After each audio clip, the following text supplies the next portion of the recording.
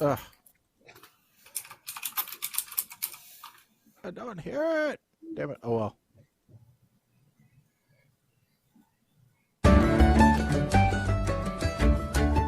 Oh, well. We'll do our intro with this today, since the other intro didn't want to bother to play. You're listening to PTR Radio with Shaggy, Mike, and Colin, here on the fabulous Interweb.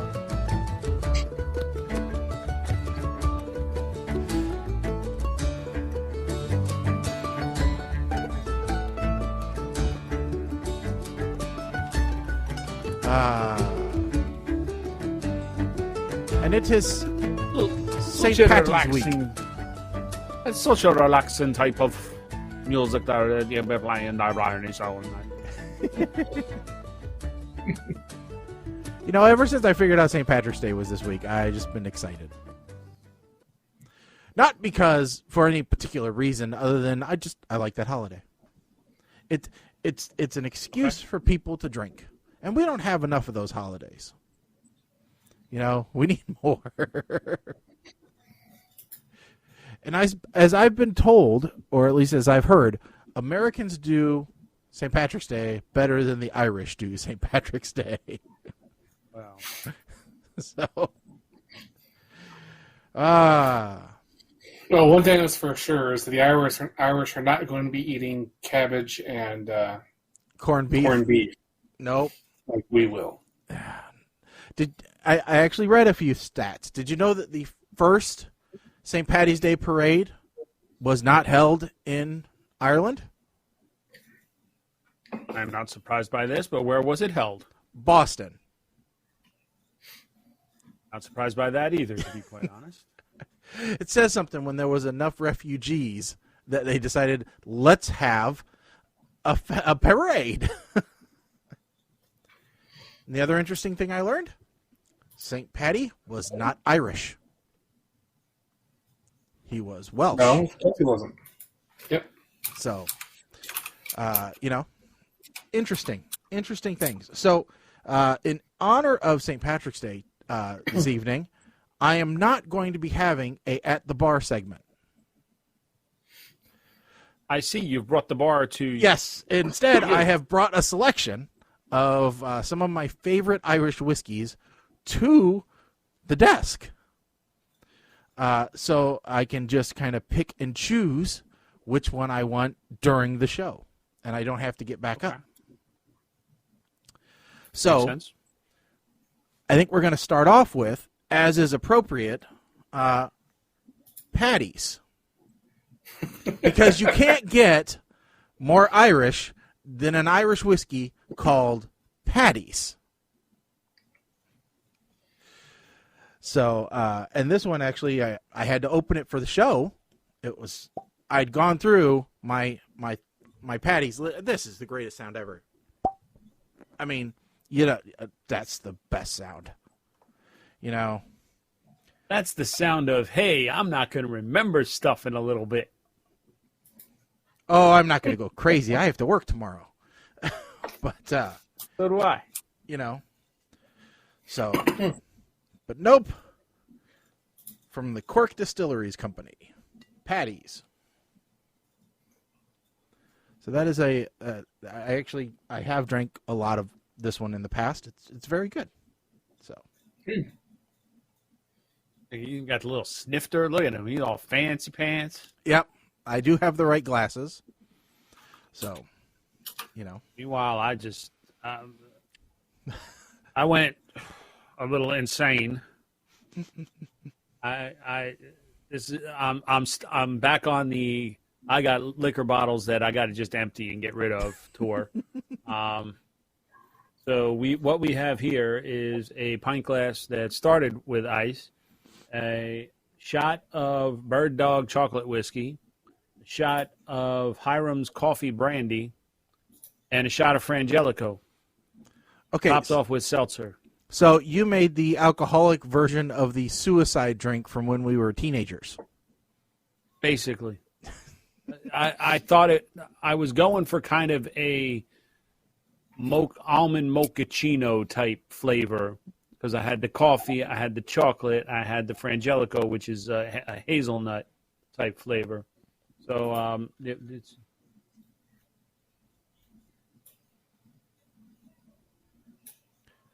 Did you get it? Did you hit the right flavor? Well, I probably could have done with less ice and seltzer. It's not. It actually just tastes kind of like chocolate. There's no burn to it, so it's diluted enough. The thing about chocolate is night, it'll overtake everything. You know, you got to be careful with chocolate. Yeah. Well, cheap chocolate whiskey, I mean, come on now. Bird Dog is not exactly what I would consider. They sell that next to Mad Dog. So it's not exactly what I call quality. So it's in the dog section, is what you're saying, basically. Frangelico is really the only reputable liquor in this. Hiram's Coffee Brandy is Hiram Walker, the redheaded stepchild of Johnny, wasn't allowed to make his own scotch, so I'm going to go make coffee brandy. I mean, if you'd like to tell us what you're drinking tonight, you can chat on the Facebook post, get us on Twitter, Twitch, YouTube, whichever is appropriate. So, yes. We are now able, Mike is now able to check all of those, and you can get your 15 minutes of fame by being brought up and shown on the stream.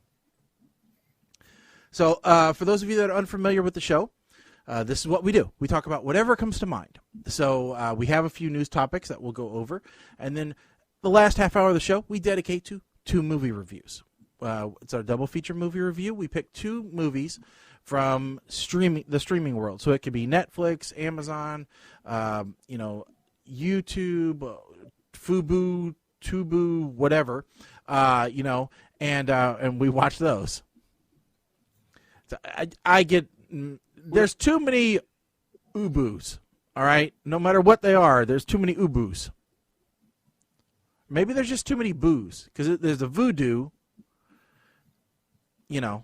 So maybe U is too popular a letter for streaming companies. Yes. They should pick another letter. Z. Z doesn't get the appreciation that it deserves. Xylophone. How many times can you bring up xylophone? Not that many. Zebra. Wait a minute. That's spelled with an X. Xylophone? I know. I was going to say, wait a second. Xenophobe is even spelled with an X. Z doesn't even get those. Z gets Zorro. That's all he gets. That's his claim to fame is Zorro. I was going to say we can't even agree how to pronounce it. The rest of the world wants to call it Zed. Well, yeah, I know. That's just... Oh, yeah.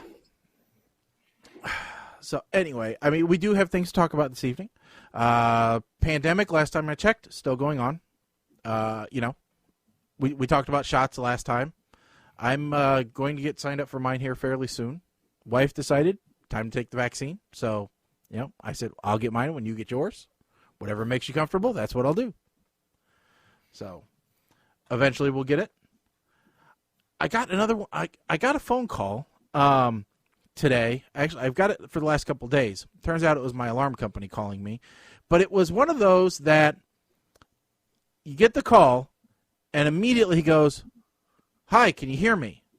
And you go, "They're just trying to get me to say yes, so that then they can record my voice and get me signed up for something else." Because you hear that scam going around. Mm-hmm. Not that I necessarily always believe that scam, but it's like the same guy has said the same thing multiple times when he called, right? And so I just go, "Hello, this is Shaggy. What can I do for you?" Basically trying to say everything except for any affirmative phrase. And it turns out... You should do what I do. What? Hey, can you hear me? This call is being recorded for quality and training purposes. Can I help you? Well, I used to just say, Springfield Police Department, how can I direct your call? Or 911, what's your emergency? That one always worked too. But, It was a really weird call because it sounds like, if the guy's on the up and up, it's the alarm company wanting to replace my alarm panel. Mm-hmm. Because I've been such a long customer, which I have. I've had it for like 7 years.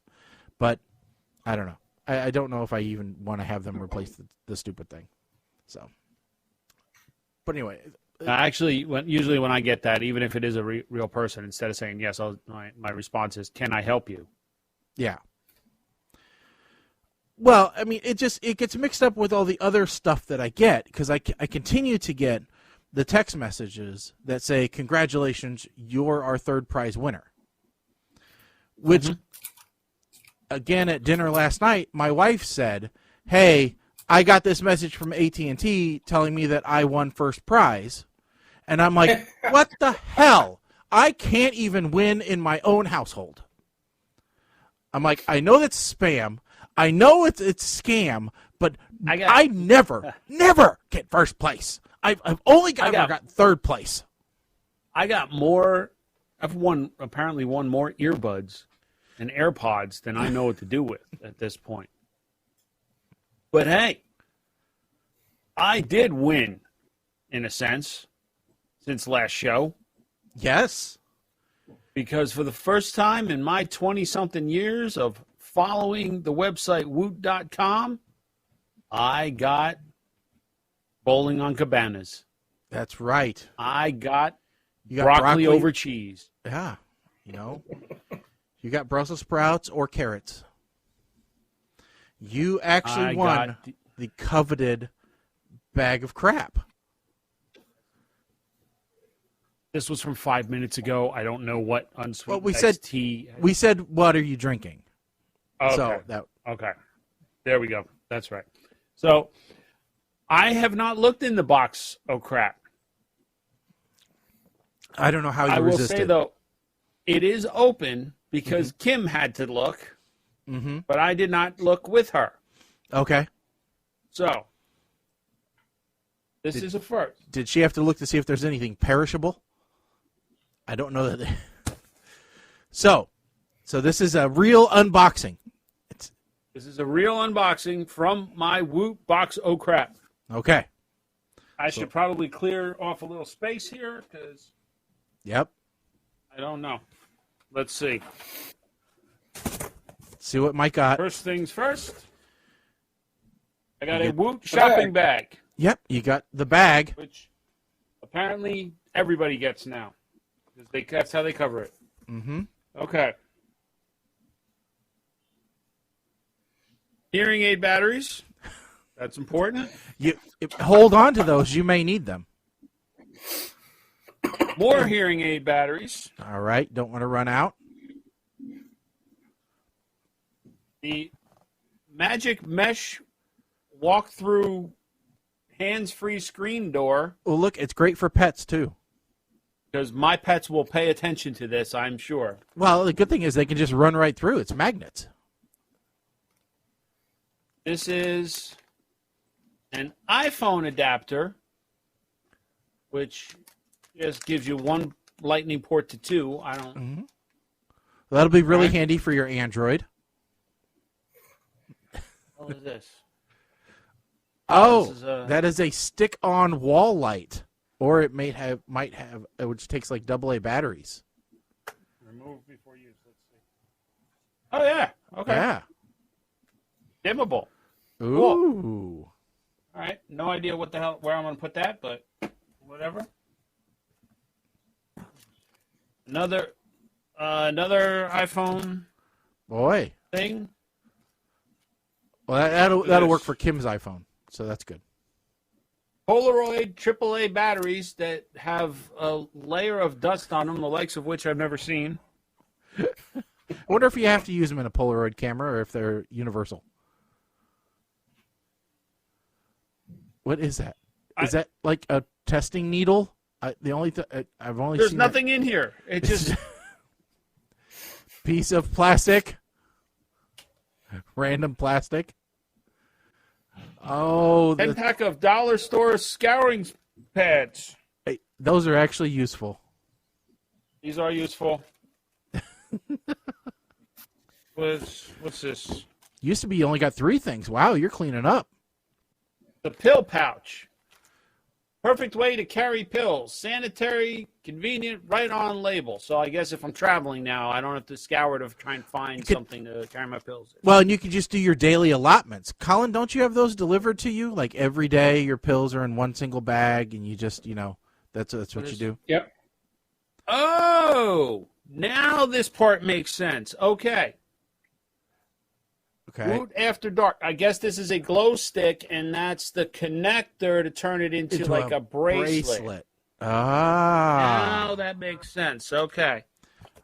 Safety first. A 7-watt LED bulb, filament bulb. Looks old school bulb. Okay, that's.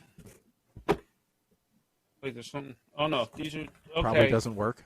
Well, it's. I don't know who's going to wear it, but because it's a medium. Well, so this is going to get regifted to somebody who doesn't watch PTR. And it's a big list. This is a 2XL, which might fit, Under Armour. Yeah. That it might be a little loose, and that's it. Wow, that's not a bad haul. It's not terrible. They really used to just give like a bag and 3 things. Back when the one time I think I won one. I'll put that back. So that was. That's back when you actually had to say how many things you wanted. Yeah. Yeah, because there was. What was it? Back when you were allowed to buy up to 3. 3, yeah. Or 3. And that basically just said how many things you got in your bag of crap, and. Yeah, I never quite understood the people that only said 1. So Kim was actually very upset because I told her once about how the guy got the 8-foot metal rooster. When I was trying to explain to her what the bag of crap was. And she was very upset that we didn't get that. Surprise, surprise. Yeah. Okay. I really haven't heard that happening much ever since it happened Amazon bought them. It happened one time since Amazon bought them, and they made a huge deal about it because they posted it up like they've had it in the warehouse, and I guess in the forums everybody went nuts saying you got to give that away. So Mama Blair says I hit the BOC jackpot relatively. My wife said it's crap. Mm-hmm. Apple juice, yes, that is from Woot. Mm-hmm. And the Blair House was won multiple BOCs. I literally, when I posted this up, I thought for sure that this was a scam. Yeah. Because it was the middle of the day, and it was 12. You know how they show like time to first Woot when you buy something? Mm-hmm. It was almost 12 hours. Mm. I'm like, there's no way that a bag of crap was sitting on the website for 12 hours and nobody found it. There's no way. Yeah. I remember when they used to make you like play a game to find it. They would reveal the URL only after you played so many levels of a game that they created. But yeah, they still have the digital crap, and you can win stuff. And if you don't, the consolation prize is you can buy a T-shirt that says "I missed the old Woot." Yeah, so other people have won a glue gun, a bike lamp, a pallet of car wax, Halo 3 laptop bag, a brick of 10 facts or crap books, a monkey monkey puppet. Boy, that is hard to say together. Yeah, I'm actually a little upset that I didn't get a screaming monkey, a flying monkey. Yeah, I've bought them when they were just on sale because they're kind of fun. Somebody got a Roomba, a broken iPad, broken speakers. Well, and at least everything works. Yeah. Well, it could have been worse, Mike. Somebody got 4 breast milk containers. I would have been very upset. If I got sippy cups, I would have been using them to make my booze for the show. Yeah, I mean, I think the last time I got like 3 camera bags is what I ended up getting. It was really disappointing.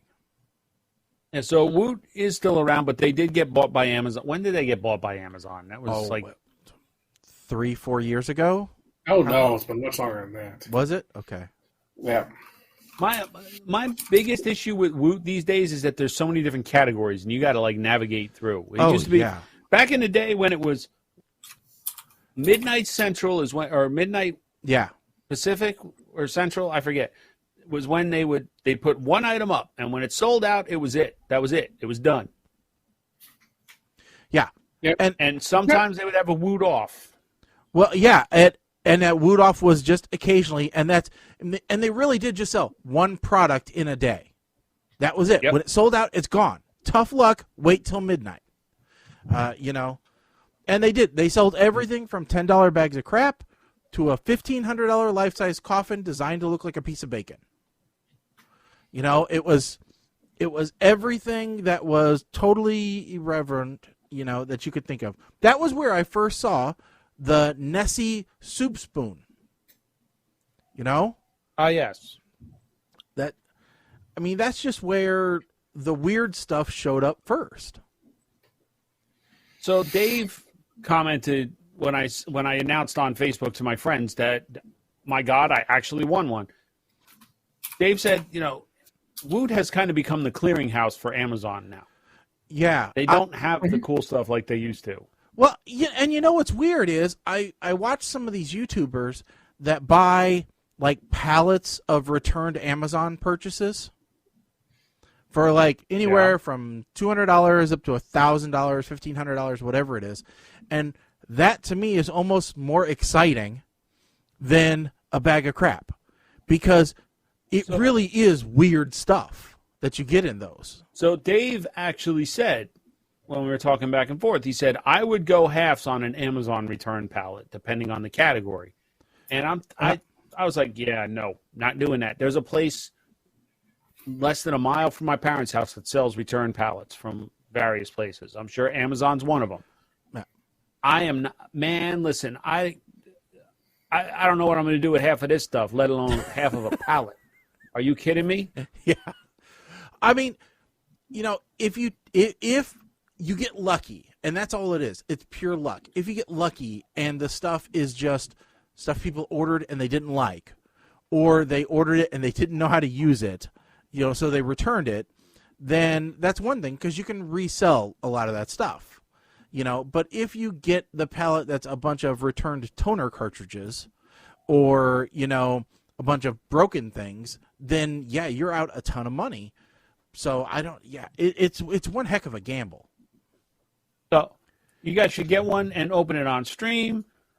Just eBay the stuff you don't want. So yeah, it's to a show. Listen, Apple Juice, I'll tell you what we're going to do. We're going to put up a GoFundMe. Yeah. That would raise make sense. The money for the show to purchase a return pallet. And I will gladly open it up on stream. And we will divvy it up. Here, you know what? We'll plan to do this when things start lifting and everybody's vaccinated, you all come out to Jersey since the place is right there. We can probably go there and pick the pallet that we want to buy. I would go so far as to say, this is that I would put in, if we could get, I think it would be interesting. You know how sometimes company have matching funds? Now, I'm not going to say we're going to match funds, whatever the listeners donate. No. But I would say if the listeners would donate, say, $500, okay, then maybe an idea is we each throw in $100 to take it up to $800.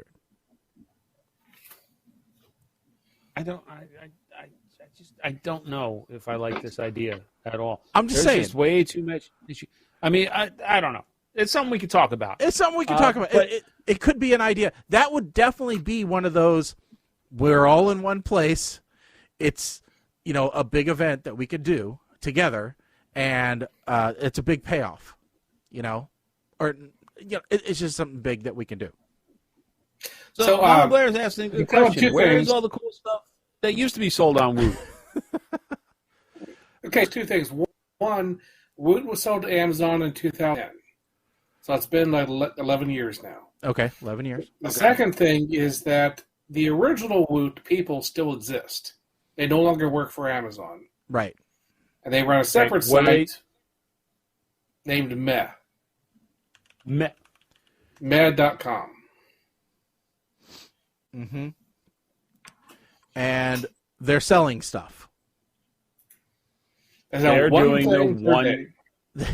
So they are doing the original Woot. I got to bookmark this now. Bookmark this page. Put it.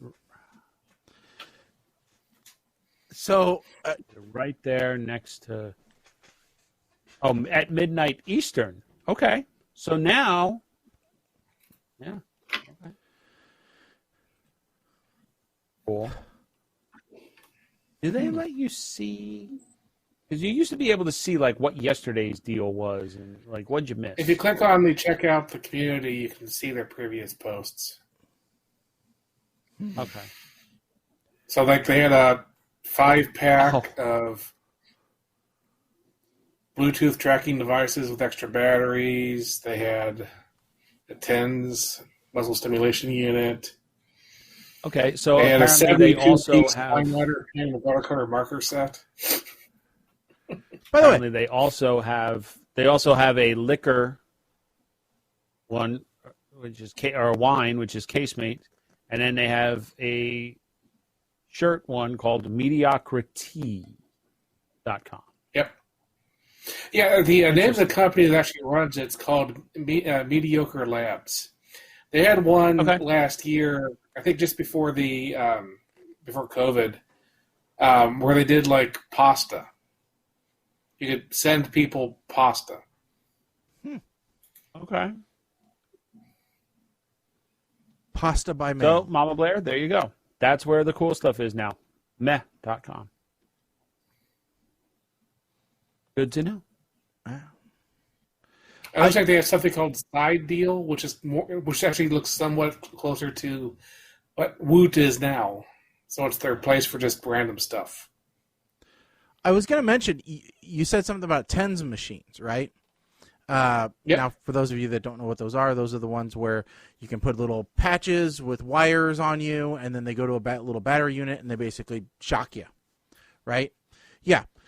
So I have bought a couple of those over the years for my wife who has back issues. Turns out now, depending upon the one you buy, you may need a medical practitioner's license registered with Amazon in order to purchase them. Oh, really? Yes. I was looking at buying another one, and they're considered medical devices now, which require a certification on file with Amazon. Wow. So I guess maybe it depends on the strength or whatever, but Amazon cracking down on certain devices being sold to the general public, I guess. Well, they're worried that all the Nazis are going to come in, because they're drawn in by the appearance of their app. Guys, we've talked about some of this cancel culture and change and stuff, but the whole Amazon app thing, somebody complained that the Amazon app looked like a Hitler mustache. First of all, it was blue. Second of all, it was apparently these people have never used a Scotch tape dispenser in their life because that's exactly how the Scotch tape looks when it's ripped off the stupid. Can we stop? Or when will we stop seeing what we want to see? And the thing is, I don't know what was wrong with the old icon anyway. The original icon before the mustache one, yeah, that was fine. I knew what it was.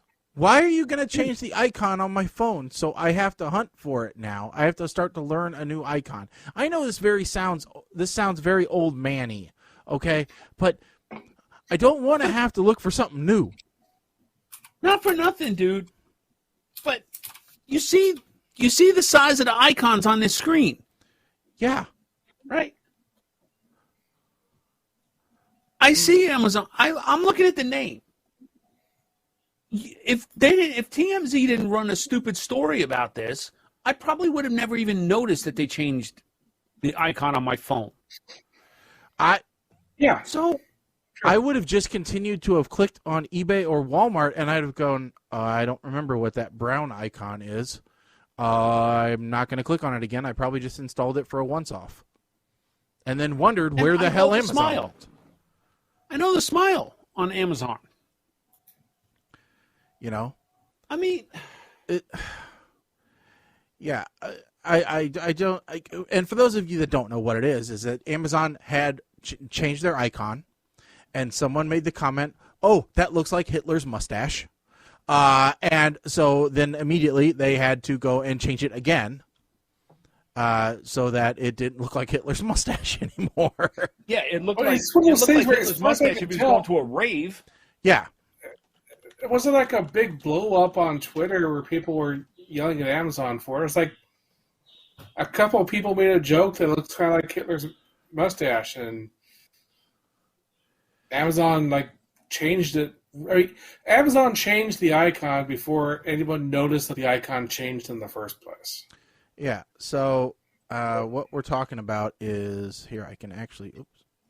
What happened to my desktop? I don't know what happened to my. Hold on a second. Let me get it back here because I should be able to show you the stupid image. Not that one though. But yeah, I mean, it's really just in the way they did the little piece of tape. It's not even, that's it. Anything major. And they changed the shade of the box, maybe. Yeah. Maybe. So it's not. And you know what? Let's get the benefit of the doubt. Maybe it has something to do with how people have their phones set up. Like, if you have some setting on your phone that you've decided you want everything to be grayscale, so it wasn't blue, or maybe their screen is broken, I could maybe see that. But, yeah, so the left is what it used to be. All right? Then there's Hitler. And then the right is what it is now. And, I mean, I don't know how many pictures we had of Hitler smiling. But, that's, I don't know, classic overreach. For something. It's also a very true thing that with Germany's rules being so strict on anything Nazi-related, that I guess. Just the fact that some people thought so may have kicked in legal rules in Germany, who knows? I guess, but boy. Somebody should really tell them that, I don't know. So, yeah, I mean, it's a bit much. It's a bit much. But, what isn't a bit much anymore? Because we also have. Now, this is an incorrect assumption, all right? Some people are under a false assumption that this had something to do with the new administration. It doesn't. This had to do with the publisher making the decision. But Dr. Seuss certain Dr. Seuss books have been pulled for racist imagery. This is where I get angry because there's no such thing as halfway cancel culture, okay? You're pulling Dr. Seuss. Dr. Seuss, the man that actually wrote all the stories, he was not a good man at all. I mean, you could compare him. The man, when his first wife found out she had cancer, terminal cancer, she told him. It may not have been terminal. I'm sorry. She told him, I have cancer. What did he do? He started having an affair. And when she found out, she killed herself. And he just went on with his life, nothing bad. So he's not a good man. As far as I'm concerned, cancel them all. But then again, when they pulled the four titles that they said, okay, the publisher is no longer going to publish these anymore. I was like, okay, so not the good ones. It's not like the Cat in the Hat is going away. Right. So here, do you want to learn 10 family unfriendly facts from the life of Dr. Seuss? Please, because I love these kinds of facts. He was traumatized for life by Teddy Roosevelt. Him and 9 other Boy Scouts were door-to-door salesmen for war bonds, and they were honored for their efforts. They sold so many war bonds, they were actually honored and brought up on stage in their municipal auditorium and given ribbons by the president himself, Theodore Roosevelt. But he only had 9 ribbons for the 10 boys. And Seuss was last. So he didn't have anything by the time he got to Seuss. So he had nothing. So they quickly hustled Seuss off the stage and gave him nothing for his troubles. Okay. Number 9. He was fired from his college magazine for drinking. And this was during Prohibition. Nice. His first book. Now, Mike, do you know what Dr. Seuss's first book he ever wrote was? Love in the Time of Cholera. The Pocket Book of Boners. Obviously, this was not published by Dr. Seuss, was it? Or written by Seuss Dr. published Seuss? his first book in 1931 and opened to rave reviews. The New York Times called it hilarious, and the news wrote about the craze for Seuss's new book, Boners. Wow. He got his start advertising oil and pesticides. He made Army propaganda with Stan Lee and Chuck Jones. He only agreed to write kids' books so he could write a sexy naked lady book. Uh-huh. He invented the words nerd and crunk. His first Crunk? Yes, crunk. Go in a Wow. crunk car if you wish. The first draft of Hop on Pop taught kids to say contraceptive. He was actually afraid of children. And as Mike said, he cheated on his wife while she had cancer.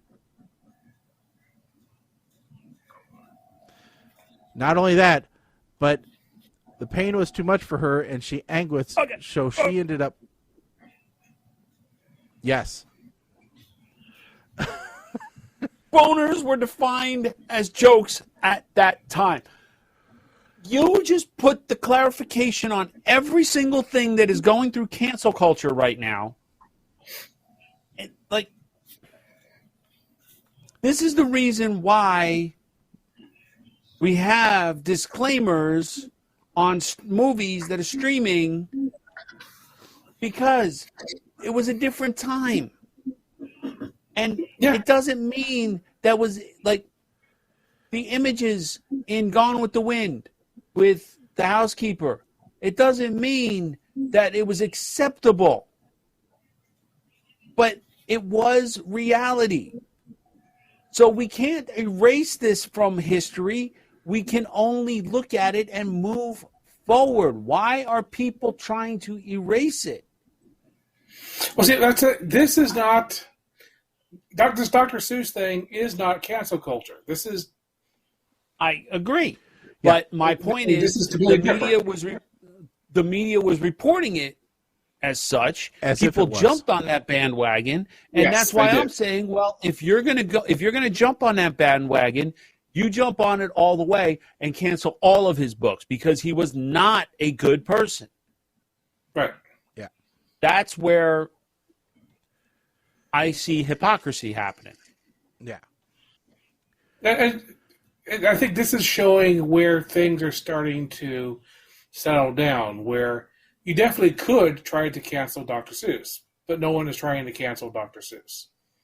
They aren't saying, okay, there's these couple of books that no one really cares about anyway. Yeah, my daughter actually made the comment at dinner. We were talking about it, and she actually said, "Well, those are the books we don't read anyway." But I agree that,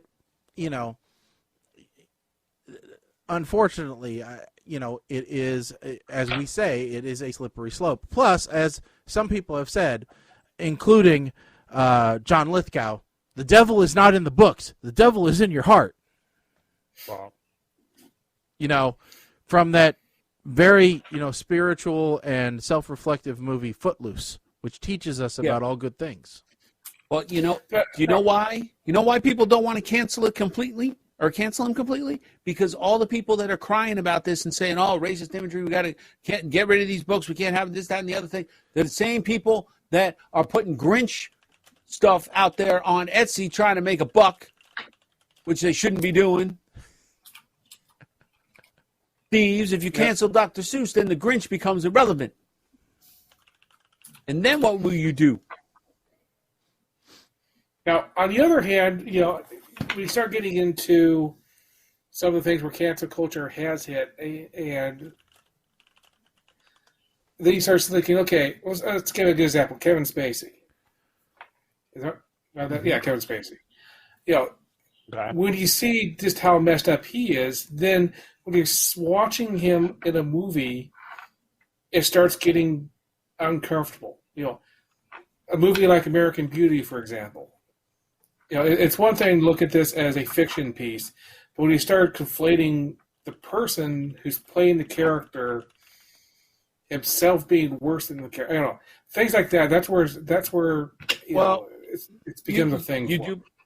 You do bring up a good point.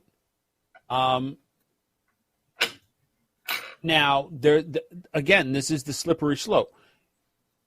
He had the accusations brought against him, and I don't remember if there were charges brought up and it went to court or what have you, but everybody is quick to jump on the cancel bandwagon to the point where if an accusation comes out, you're being canceled. Which is the only person that I am aware of in recent time that had accusations against him and they were he fought and won was Chris Hardwick.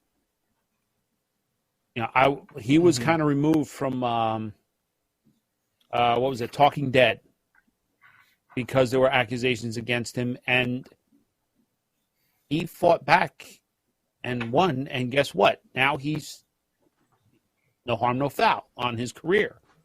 Mm-hmm. Danny Masterson, who had the accusations against him years ago, he fought them and they were disproven. The same allegations resurfaced, and guess what? He got canceled for it. He was written off the ranch, which he helped create, the show on Netflix, and now he's blacklisted. So I don't like the fact that everybody is on a witch hunt. Everybody's got their pitchfork sharpened. Maybe it's a byproduct of being locked down with COVID, but everybody's just ready. The minute an accusation comes out, you're done. Yeah. Another case in point here is Governor Cuomo in New York. There's calls for him to resign, and everybody's like, oh, well, now we're up to 6 women that have come forward for his inappropriate behavior. And I'm like, are we trying to get him to resign over the women, or are we trying to get him to resign because of the nursing home deaths? Which is it? Because if it's the nursing home, then why aren't we going after Governor Murphy here in Jersey? Because he did the exact same thing. So there's a whole... so we got some write-ins here. American Beauty, there were some parts of that were, I've never actually seen it because I have. That's a movie I haven't seen, but there are certain certainly directors do it for a reason, but there are certain segments of certain films that I just won't watch. And that's sometimes it's the reason why I won't watch a film entirely. Like there's like Showgirls. Watched it once, we'll never watch it again, because there's a very graphic scene in there that I don't like at all. There's several others that I know I won't watch, but I can't think of them off the top of my head. I mean, I understand the desire to show scenes like that, but it affects the audience a lot. And it sometimes that you have to realize it's a reason why they may not want to see your show again. So it may not have the repeatability.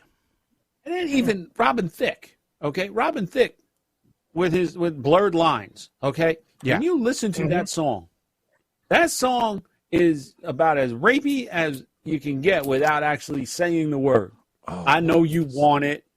Oh. I know you want it. Right? Oh, similar. But now he's the Masked Singer. He's all up in there. Oh, So, there's a new Hallmark movie coming out called. What we got here? Okay, Go ahead. Kids always bothered me. I think I remember that show, and it only lasted like one season on MTV because it was so controversial. Yeah. It's the second part in reality, so they're claiming the first. Okay, so I think he's referring to the Governor Cuomo thing about the nursing home versus and it doesn't matter for all politics. Is Cuomo on the wrong side to have his behavior overlooked? No. Listen, Cuomo, I'm not saying overlook it, but what I'm saying is I guess the line is blurred, not to confuse with what I was just talking about with Robin Thicke. The line is blurred. Everyone is calling for him to resign. And that momentum picked up. It started because of the nursing home situation where the orders were leaked that they lied about the nursing home numbers in COVID, and that the orders were that nursing homes or long-term care facilities could not refuse a patient returning from a hospital even if they showed symptoms of COVID. I may not be phrasing it exactly as it was written, but that's how it all started. Then all the accusations came out about the inappropriate touching and the sexual misconduct or whatever the harassment, however you want to call it. And the line got blurred about why people were asking for him to resign. Yeah. So I was just talking about kind of misaligned things. So there is a new Hallmark movie coming out. Okay, it actually debuts March 20th, because Hallmark is a regular fixture in my house. Is why I know this. And the movie is called Chasing Waterfalls. Now it is every advertisement plays the song TLC Waterfalls, and my wife thought that this looks like a really good movie, and I'm like, but that's a really weird song to associate with a Hallmark movie.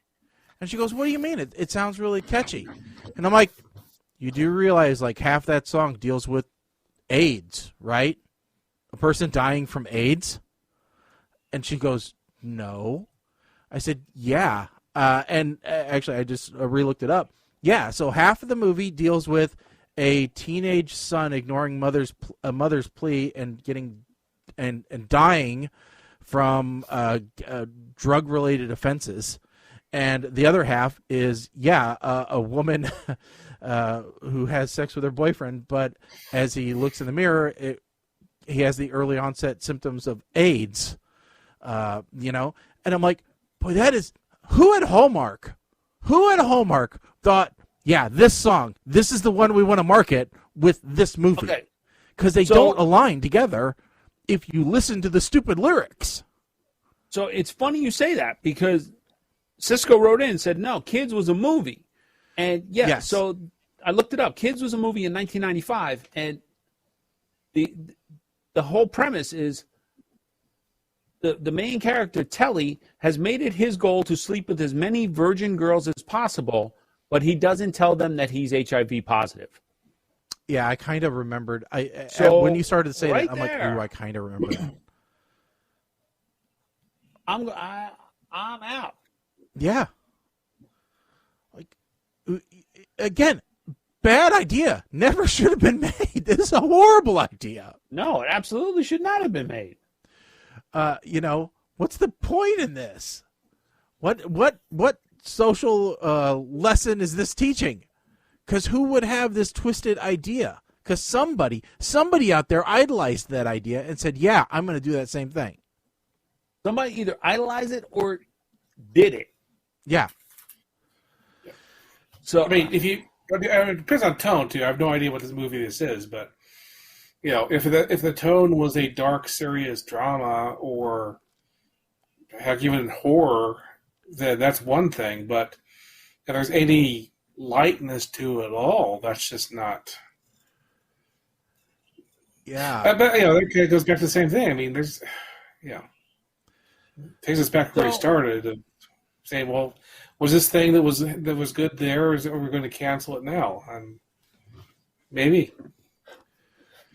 Apparently, now that's not to say that you can't grow and you can't evolve. People can grow and people can evolve. That's definitely okay. So yes, that is a very good point.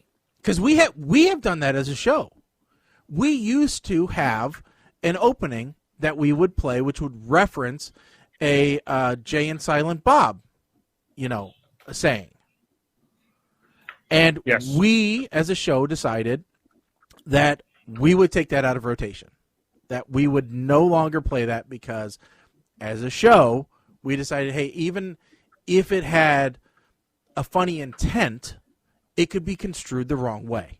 Even if that was not its original, meaning whatsoever, it could be taken the wrong way. It could be taken out of context. Exactly. When it was a clip from a movie, and in the movie you had the entire context of why that clip made sense. But when you isolate it, there was room for misinterpretation. Yeah. So, and the better last safe thing, than sorry. The last thing we want to do is be accused of any type of that type of attitude. I mean, trust me, we will make fun of people. We do it all the time, but we will do it in an even fashion. We will do it regardless of who you are, and with no ill will other than your own stupidity. That's it. Look, if I make fun of Florida Man, it doesn't mean I hate all Floridians. Because I don't. Just the old people which shouldn't have driver's license. Or those that are on bath salts. If I make fun of the British monarchy, okay, I can't even say it with a straight face because I don't like Britain. That's I'm Team Meghan the whole way. Okay, listen. One of these days, I have to listen to that interview because I have to know what was so polarizing.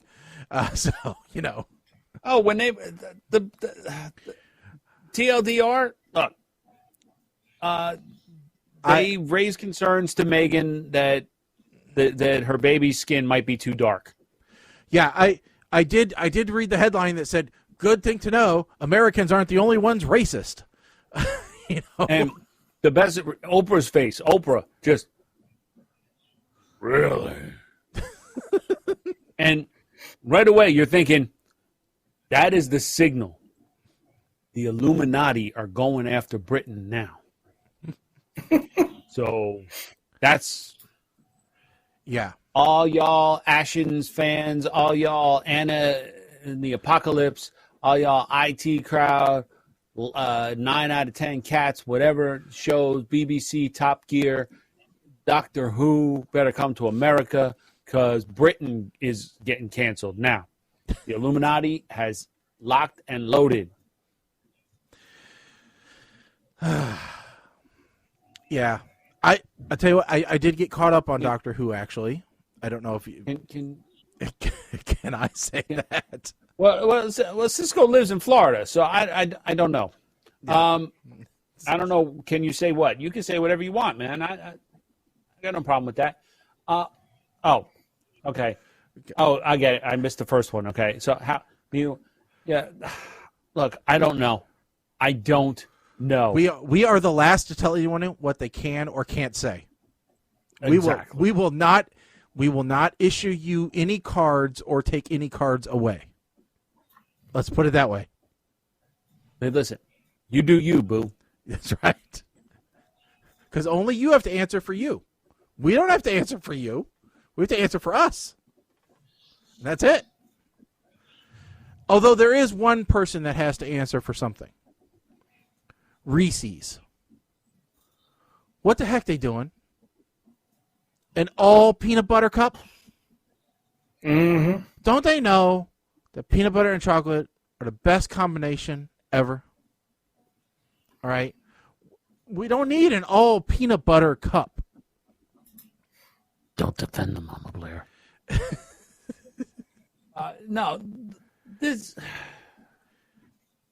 Reese's is known for their peanut butter. Okay, so they make a peanut butter if you just want peanut butter, though. They actually make Reese's peanut butter. They do. They make Reese's Pieces, which is peanut butter you could eat on the go. They don't. This, I don't understand the need to come up with all of these new products, and this is an abomination. That doesn't make sense. That's it. No. Mm-mm. It's wrong. Now, if they did it reverse, where it was peanut butter on the outside, chocolate in the middle, ooh, that'd be good. That at least would make sense. That'd be an inside-out Reese's cup. What if they did a Reese's Yin Yang, where you had one chocolate outside, peanut butter inside, one peanut butter outside, chocolate inside? That'd be okay. They should do that. Yeah. Now, for Easter, they do have Reese's peanut butter cups with a marshmallow top on them. Those are really good. It's not a marshmallow texture. It's just marshmallow flavored. They call it cream. Basically, it tastes like you mixed a Reese's peanut butter cup and the marshmallows from Lucky Charms.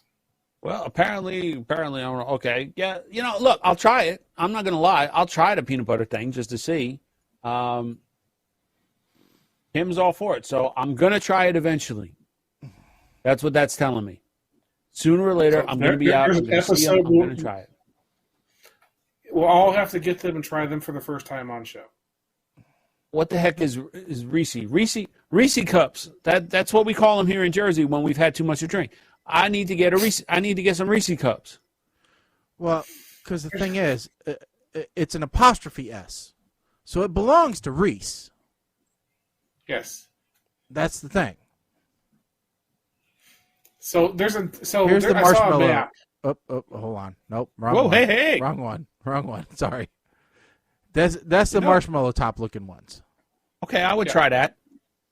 Yeah, that don't look bad. Listen, Reese's comes out with Peeps. I'm gonna fight somebody because I hate Peeps. I absolutely despise Peeps. But you can make Peeps battle in the microwave.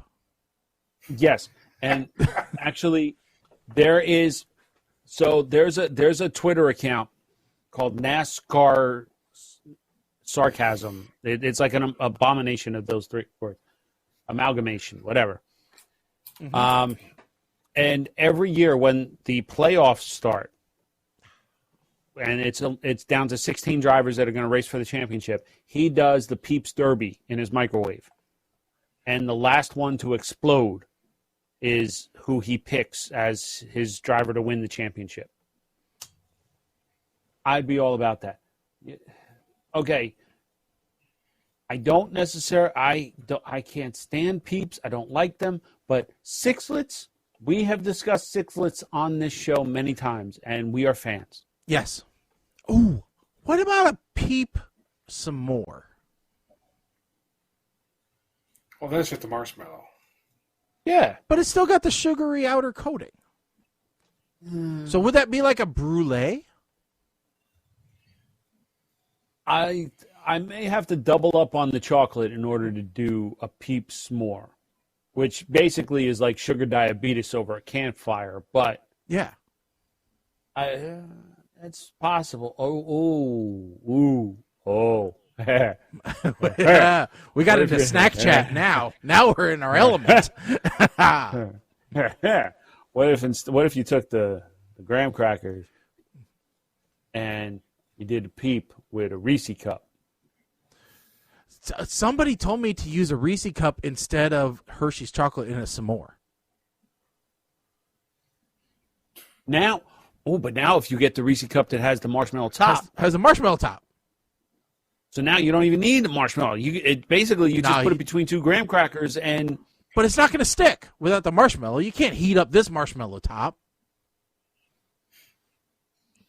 Unless the brulee torch will work.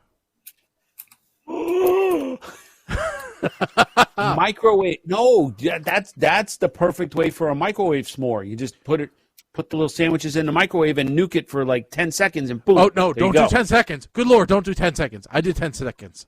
I do microwave s'mores all the time, all right? And this is how you got to do them, because this is the only way to make them work, all right?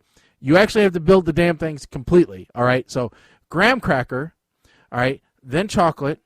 Then what I have found is you actually have to you either have to use the mini marshmallows or you have to tear your marshmallow in half, all right? Put that on the chocolate. Another piece of chocolate on top, then another graham cracker. And the trick, this is the trick. You have to get two real plates, one on the bottom, one on the top, because what will happen is that marshmallow will start to expand, and you need to compress it back down so that it can't get too tall. Ooh.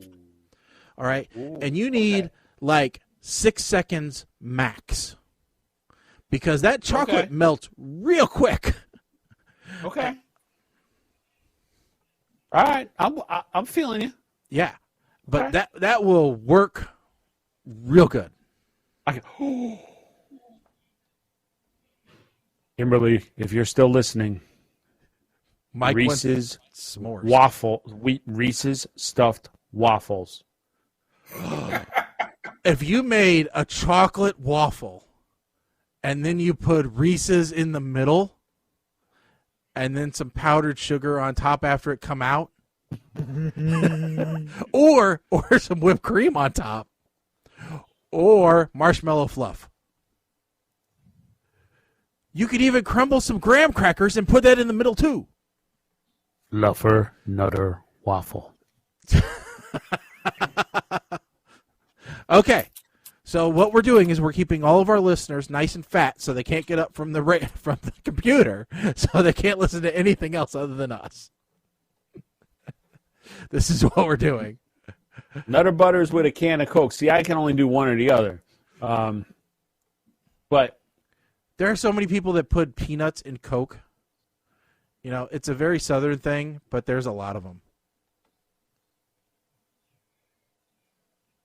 Luffer. But trying to find the map of what areas call them Reese's and what areas call them Reese's.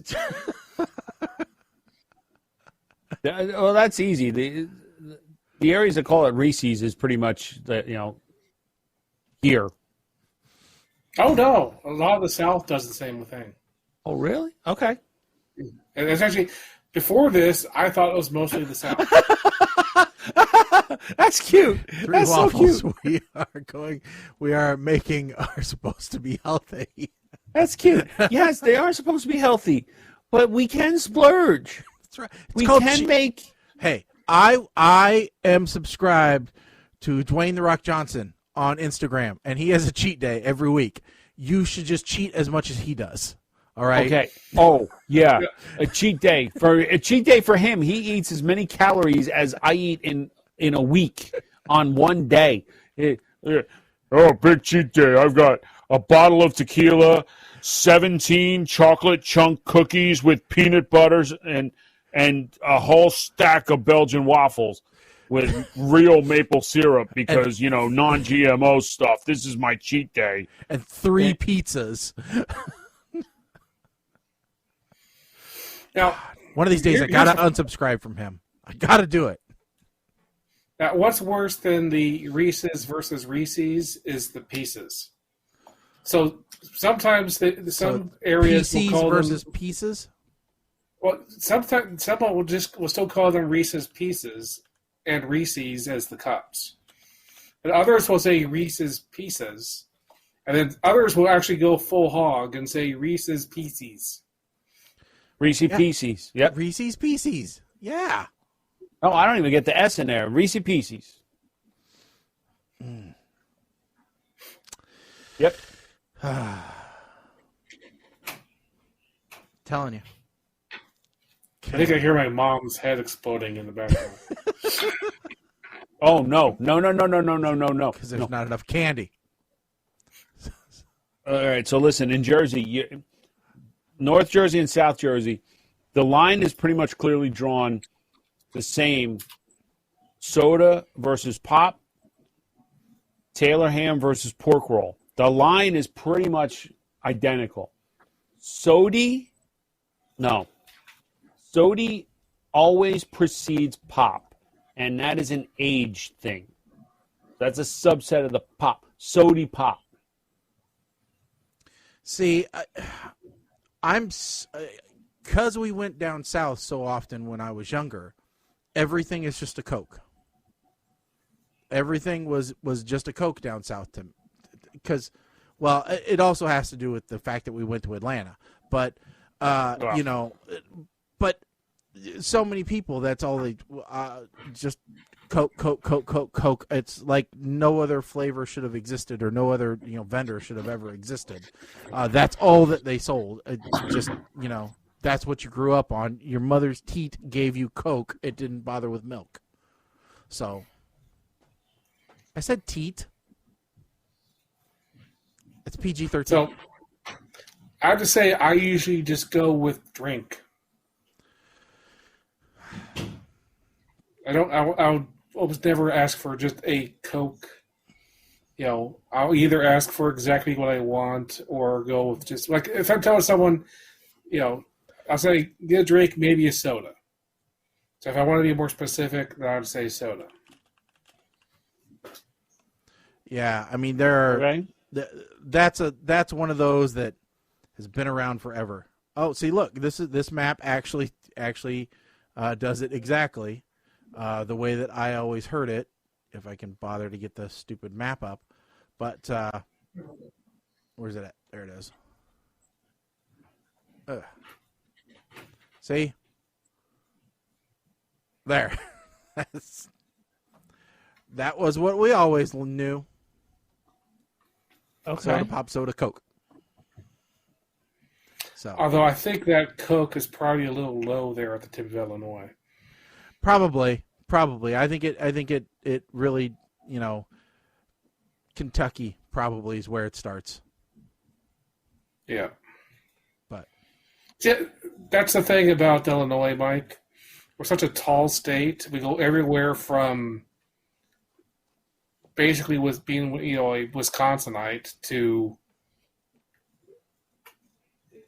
a complete deep south at the far tip. To a brother cousin. Yeah. So Brother cousin. all right. Boy, this is what you get, folks. You get everything under the sun.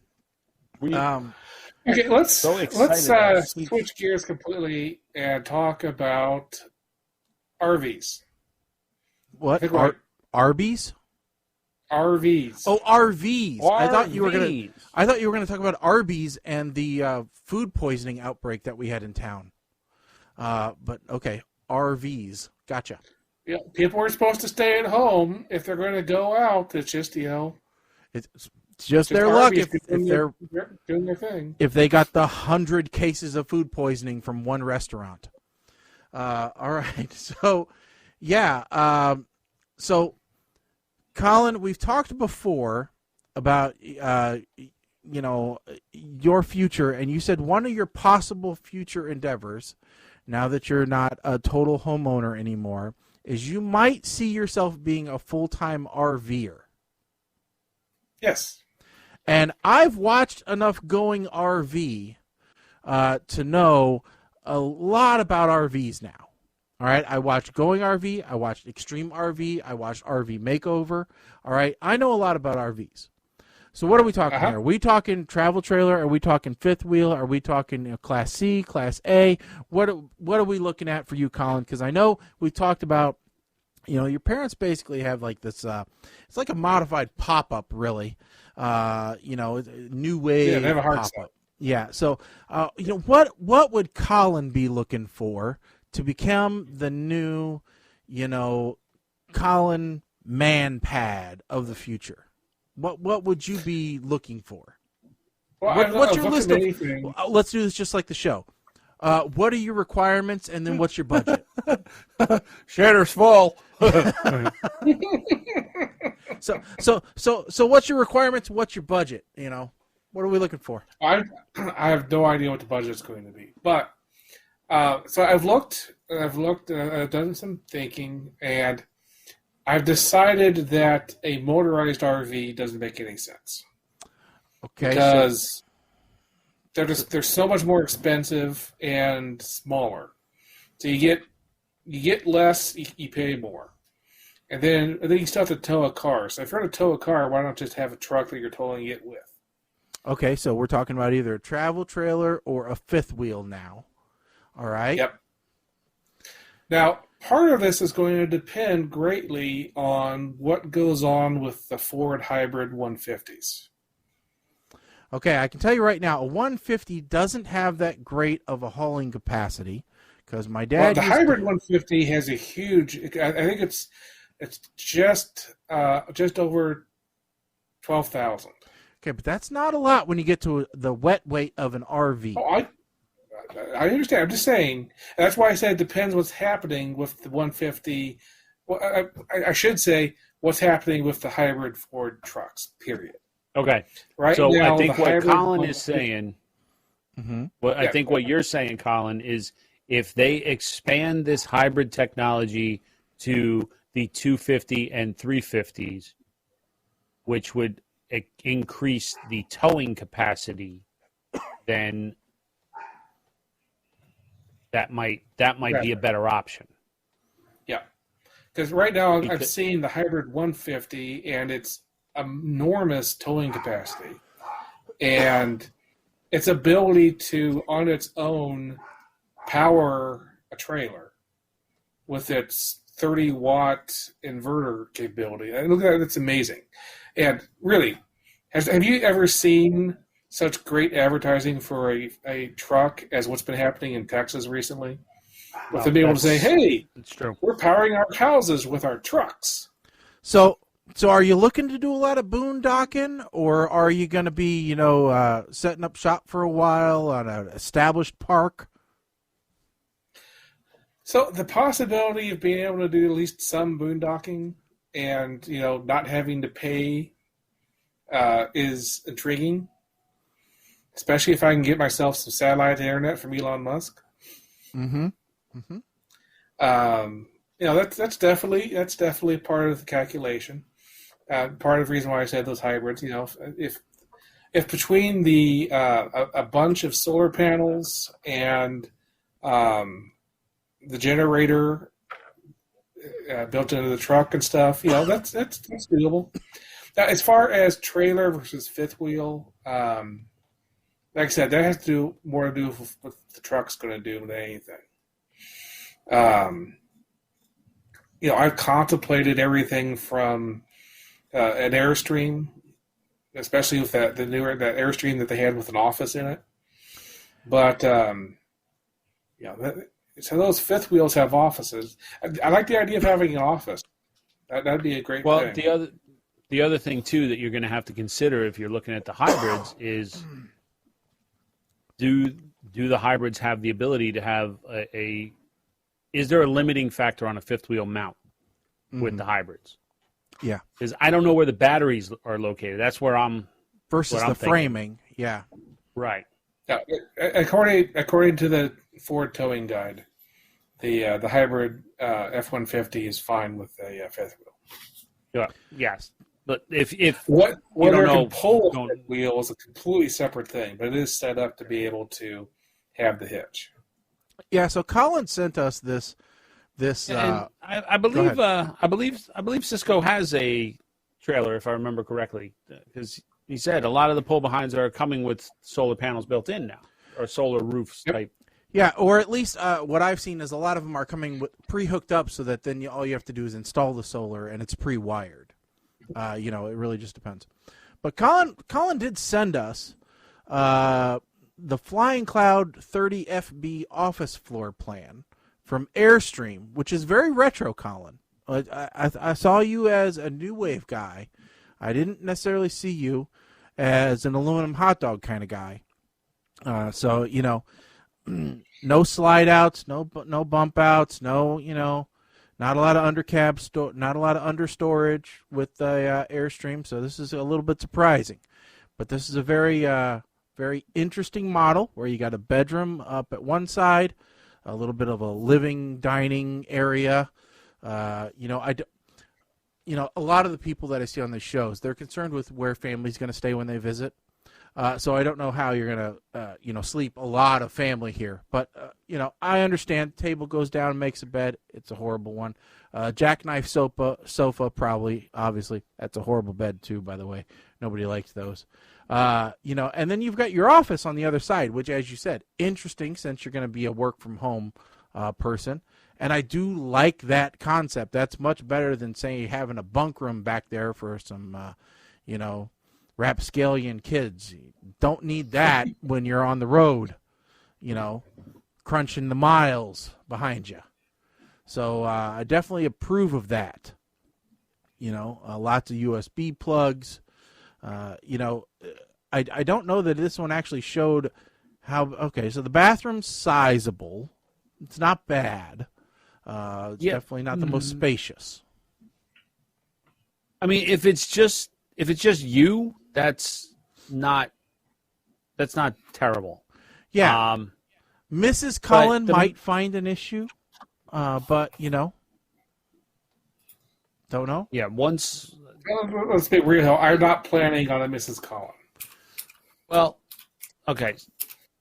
The other thing here that you note with Airstreams is they don't have slide outs. Yeah. And that tends to hurt the floor plan as far as having space. Yeah, see, it'd be nice if this whole kitchen area and chair and couch, if that would slide back even 18 inches, I think would give you a lot more room in the living room area. Plus, I don't see where the TV mount is in here. The absence of TVs in this model so far. Oh, it has a TV. I forget where it is, but there's okay. So here's what I'll say about the Airstream. I'm probably not in the end going to be getting an Airstream, but what is nice about an Airstream is that they are going to last much better than anything else is going to last. Because it's just an aluminum tube. And I understand they'll hold their value better. There's certain pedigree that comes with Airstream, obviously, as well. And so, honestly, with less slide outs come less possible mechanical issues and things like that, too. This is true. So this is yes, the Airstreams are typically more expensive. Now, I'm going to send you the link to the one that Cisco has, or said he has. And now this is for him, his wife, and last I checked, 2 dogs. Oh, this is very cozy. I like this so far. And yes, Mrs. Collin would probably have her own rig. Okay.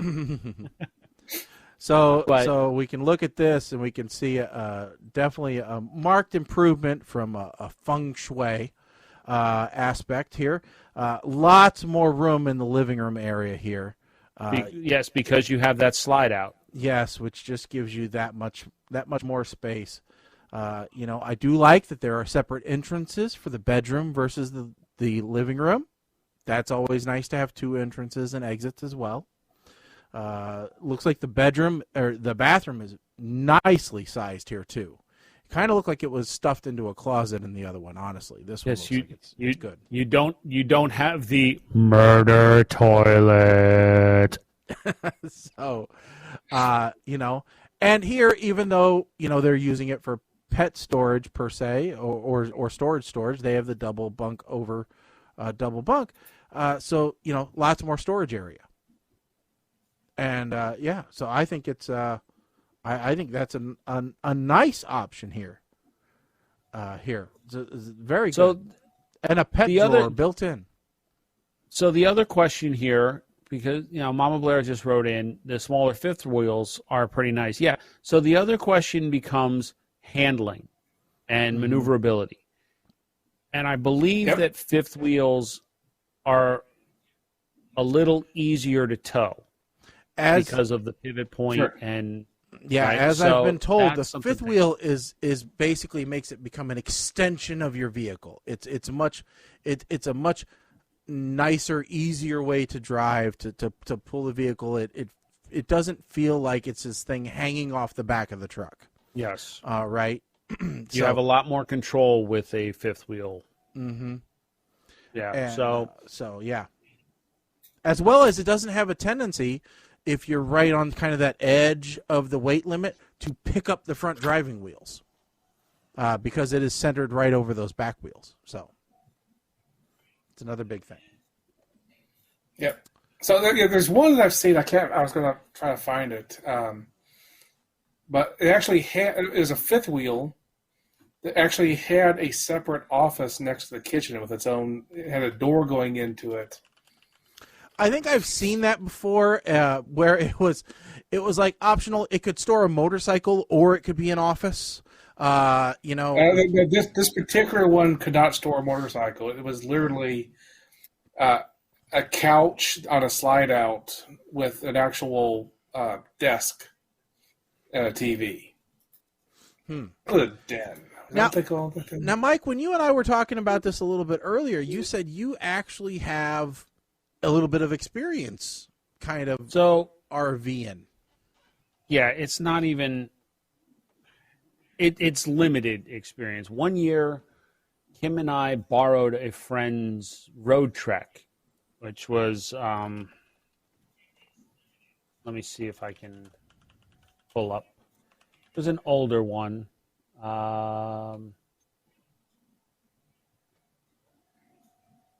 So we borrowed it to go up to Maine with the dogs. This is probably, let me see. Those are not cheap. Looking at the new models. This was kind of an older one because it was actually based very similar.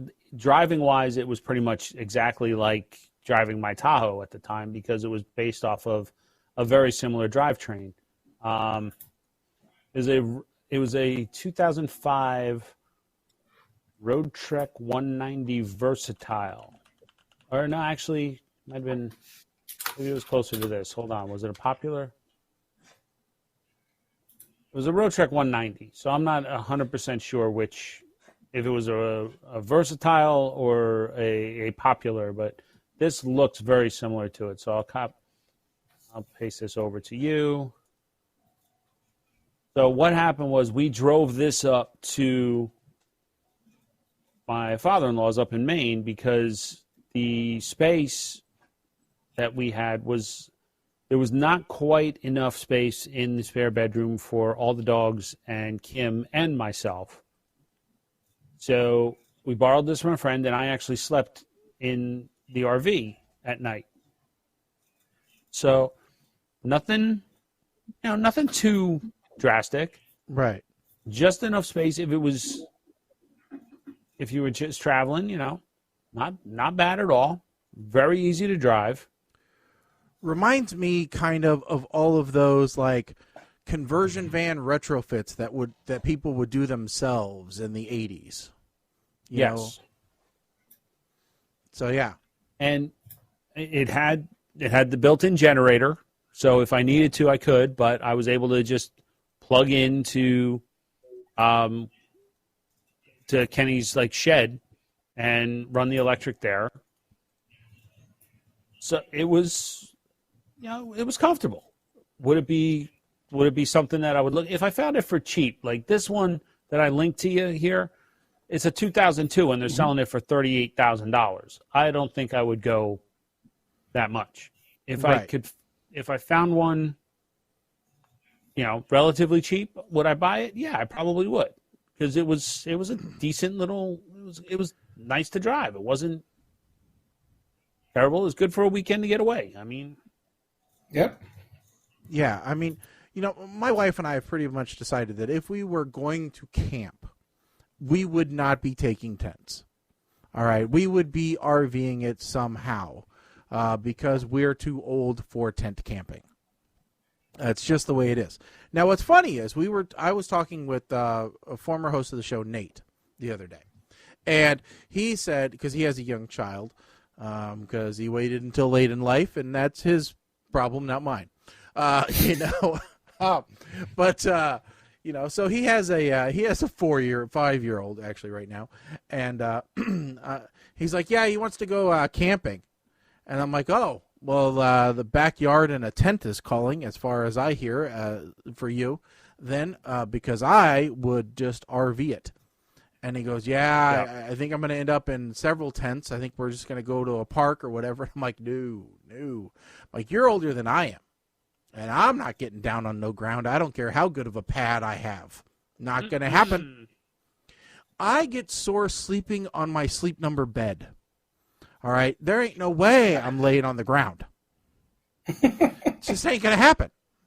Yeah, I'm with you. So I'm like, no. The wife and I have talked about it. Maybe when the house is paid off, then we look at getting, a camper. But we would be looking at probably a Class C or a Class A. She keeps saying, well, I want something where we can take the grandkids in it. And I said, why? Why would we want to do that to ourselves? That is not in my plans. My plan is to go. Like my plan is we just go somewhere that we want to visit, and the problem is you always do want bigger, but and the hope is my wife has spoken.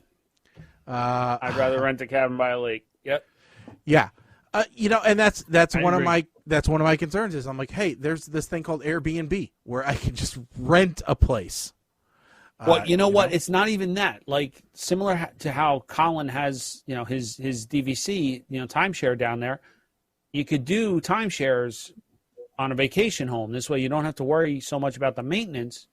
Yeah. But you could still go there when you want. Like, I would love to have a vacation house on a lake somewhere in the middle of nowhere. But then you got to worry about maintenance and being able to get there and all. And that's the other thing. Like when you start talking about the RV life. Yeah, it's all the problems of a home and a car together. Well, no. My whole thing is just thinking about it. Like Kim and I will be looking on, Kim will be looking on Zillow about where we're going to move, because right now I'm not focused on that. I know eventually we're going to move out of Jersey, but she'll be looking on Zillow, and part of the consideration is how far are we from my parents? Mm-hmm. So if that's a fluid situation, something goes wrong. Yeah, it's just something that's one aspect. I'm just saying that's something that I don't think I could deal with. Like if my mother called me up and said, "Oh, your stepfather fell down the steps and he's going to be in the hospital for 3 weeks, and I'm by myself." If I'm on the other side of the country in an RV, I'm going to be like, oh, fuck. Okay, well, now I got to drive 36 hours nonstop. I got to catch a plane or whatever, yeah. Let me stop and get the Red Bull, and, so that's something to... That's one of the things that I'm like, yeah. Okay. We'll see if this works. Okay. Uh-oh. Yep. Now Colin's trying something out of the box. I know he didn't. There we go. All right. Hey, it worked. Okay. Yeah, we see it. So the 2021 Pinnacle. Yeah, so this is the 37 NDQS. So you can see this thing is the one that has an office in it. It does have a nice little new. Yep. We can 3D explore. Look at that. See, that is a nice kitchen. A kitchen island, for God's sakes. Wow. Oh, you got to have that. So many people want a kitchen island in there. I love these people that go, listen, I really want an island. I want a bunkhouse. I need a big pantry. I need a residential fridge. I'd love to have a dishwasher and a washer dryer. By the way, my budget is $12,000. You know, I love those people. You know. I'm a stay-at-home mom. Yeah, okay. Yeah. So you got a desk area here. Yep. Okay, so that's kind of dual purpose. Yep. Yeah, so that could be an office, but it's also like an entertainment.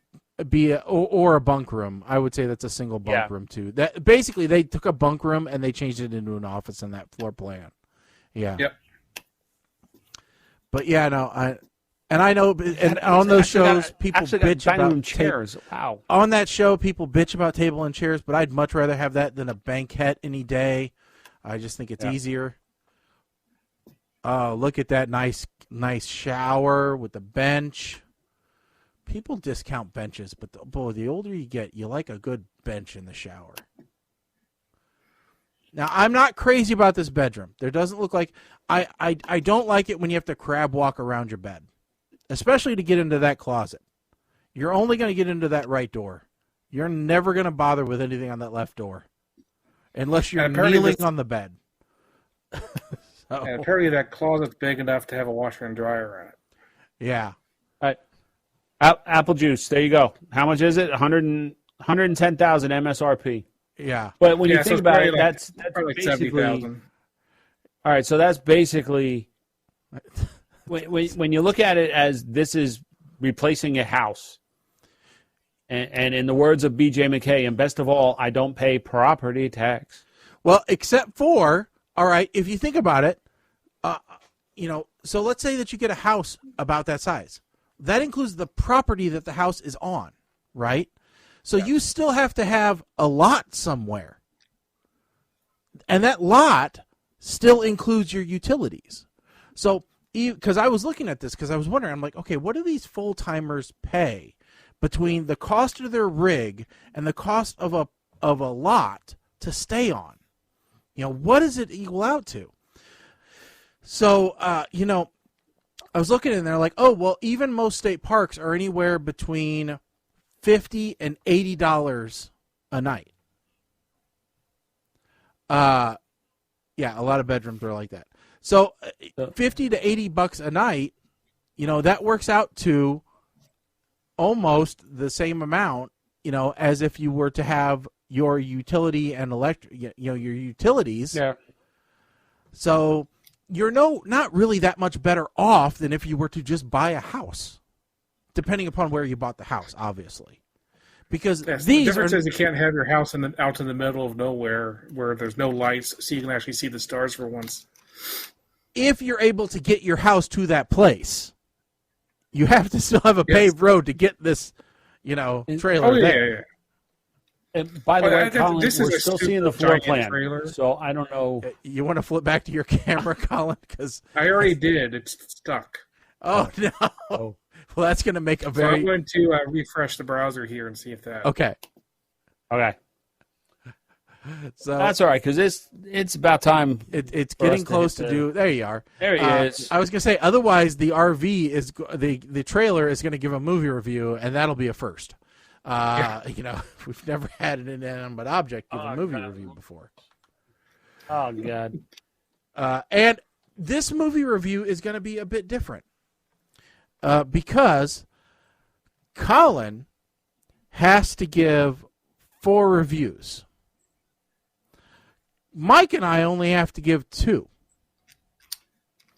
because Colin screwed up last show and watched the wrong movies. So this week he's going to give us the reviews on the. So Mike and I decided, okay, fine, we'll watch the movies that Colin watched for this week, but Colin needed to watch the movies that we watched for last week. So Colin needed to watch Frostbite and. What was the other? Last Call. So he has to give us his reviews of those first before we do the movies for this week. So, Colin, we're Colin, going to send it to by you. all means, feel free to don't bother going give a full preview. screen. Okay. These are going to be very abbreviated. Okay. So, any order that you wish, sir. So, Frostbite was just awful. That one got a vert from me. It just, there was no redeeming that piece of crap at all. No. Last Call, I'm giving it a meh. I think Last Call actually had a better cast than. I mean, there's people there's like, oh, that's the guy from Groundhog Day, and of course that's Christopher Lloyd. And it's just like you just look at it going, oh, and it has a terrible Deus Ex Machina ending that just comes out of, like, yes, they said that there was this contest well in advance, but still, it's just the ending didn't make any sense. Oh, everything's bad, so everybody decided to move to Ireland. Of course, it's Scotland. Anyway. Gave it a meh, just because it was mixed on both sides from me, and like I said, yeah, one at least could have been a good movie. The other should not have been made. Okay. So then we will move over to this week's shows, which is Husband for Hire and Vamps. Okay? Which I have to tell you, I was not looking forward to initially.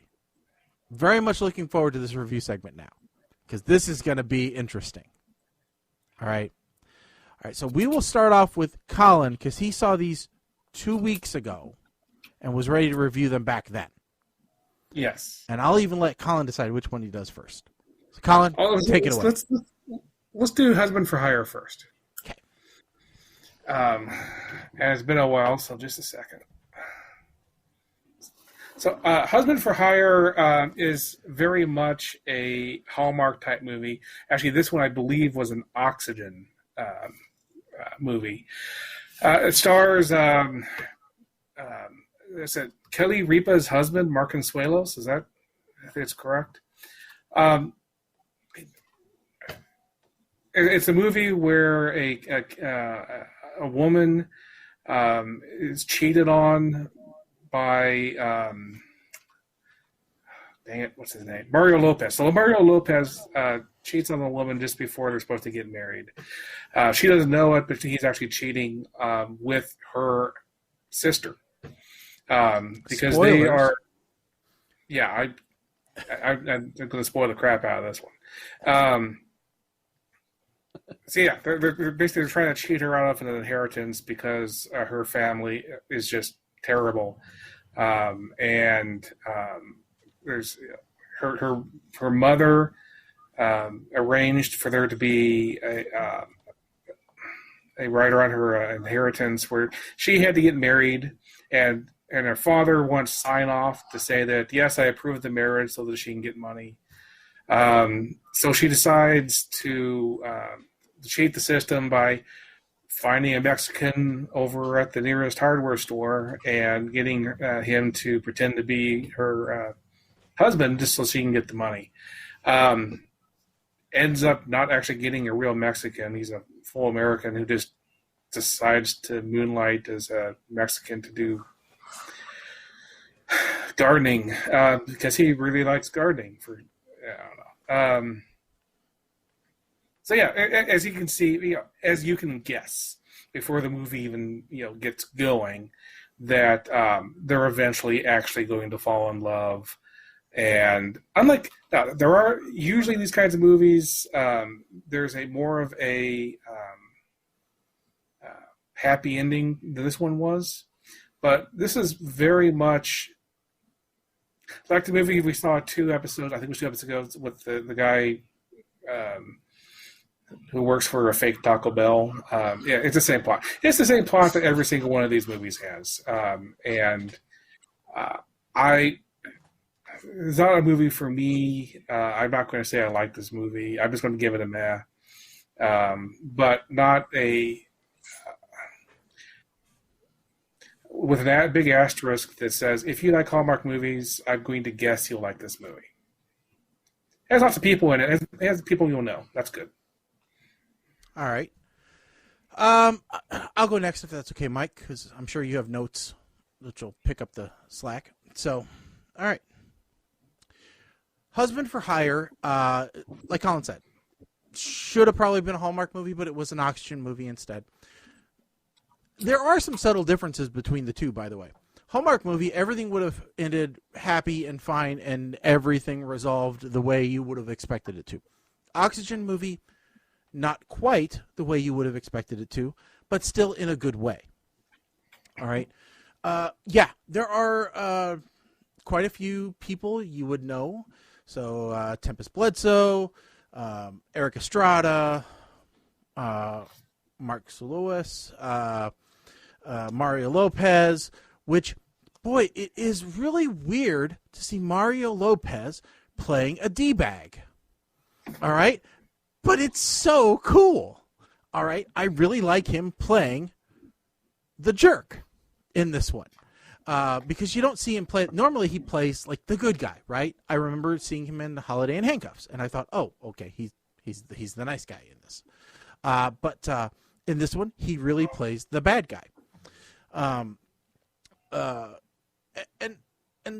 Eric Estrada, again, you're used to him playing either the quirky guy or the nice guy or whatever. Here, he plays kind of a jerk, and it's a bit entertaining, really, to see them play kind of off characters for themselves. So this kind of has an interesting role to it, really. It's a good feel-good movie that you can watch with your significant other on a date night, and it just goes well. So I would say if you do have Hallmark on your TV more so than not, this is a good show for you. And my dog is going nuts, so I will turn it over to Mike while I go let her outside. What did you give it? Whatever. I will give it a smile, actually. All right, Mike, take it away. So first of all, Mario Lopez is a D-bag. So he's playing himself in this movie, finally. And I want to know, Eric Estrada, what has he been in except Chips that you have any kind of basis to compare what he's played? I mean, so now, as far as I'm concerned, it's 50-50. He's one good, one bad. Listen, I don't have all day Sniffy. That was a line in the very beginning. I swear, listen, I'm banking this, and I'm going to use it on my damn Labrador who thinks she has to sniff every square inch of grass when we go for a walk. Running from cops in a limo, because that always works out. I guess Oxygen didn't approve of the line, take your ass to West Texas, because they had a bad Galaxy Quest style lip sync error / overdub there. So she realizes that there's a GPS antenna on the back of the limo, and at first I wanted to ask who the hell mounts a GPS antenna like that, but then I realized, well, it's an Oxygen movie, so don't even ask that question. The best man is like a redneck dollar store Tom Green. And first glance of the girlfriend makes me realize that she is insane. So I'm pretty sure that this meeting between, the bride and the girlfriend is going to go well, right? Of course. There it is. This is all about getting a trust fund. So I'm going to call this out right now based on the typical formula. She's going to pretend to get married. She'll get caught. She'll actually fall for him during the whole thing. She will give up the trust fund to live in the trailer park with him. Somehow Daddy will accept her choice and give her her money anyway, and everyone lives happily ever after. So I was not going to comment until the end to see how correct my prediction was, but we have a Mario Lopez dance interlude. And I don't understand what that had to do with anything. Oh, now I get it. Improv talent show. Of course. Even though we don't know whether she gave up her money or not, I am guessing not, since Daddy kind of sided with her decision in the end. I believe my prediction, based on the typical formula, was close enough. Duke to Schneikes, I am giving this a meh. That is the standard rating for any Lifetime or Oxygen movie that does not star Rachel Lee Cook or Lacey Chabert. All right, so now we know what we got to do to get higher than a meh. Oh, boy. Okay. Next up, 2012 movie, Vamps. By the way, for those of you interested, both of these available on YouTube. So Colin, will go first with you again. Okay. Vamps. So I will say, going just off the description we had in our movie list, because I was looking at the wrong tab, so the description was still there. It said something like vampire romance movie or something like that. And I sat there and I said, okay, we're going to watch this. It's going to be terrible. And I just sat there. I was braced for the suck. I knew this was going to be bad.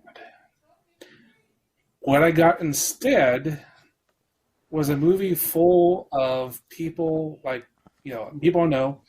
Sure, Alicia Silverstone and Kristen Ritter are the two leads. But you have Sigourney Weaver, you have Wallace Shawn. Is there such thing as a bad movie with Wallace Shawn in it? I'm not sure there is. Malcolm McDowell, Richard Lewis, even Mary Lou Henner shows up. It's just this movie. I thought I was getting some kind of TNA vampire raunchy romp thing that I was going to hate. Instead, I got something that, I'm not sure what the rating of this was, but it was not that.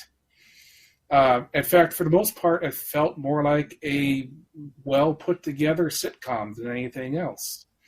A feature-length sitcom. This could have been a sitcom. I will just say, unlike the other movie, I do not want to spoil a lot here other than to say you have Alicia Silverstone and Kristen Ritter playing two vampires who are roommates and getting through life and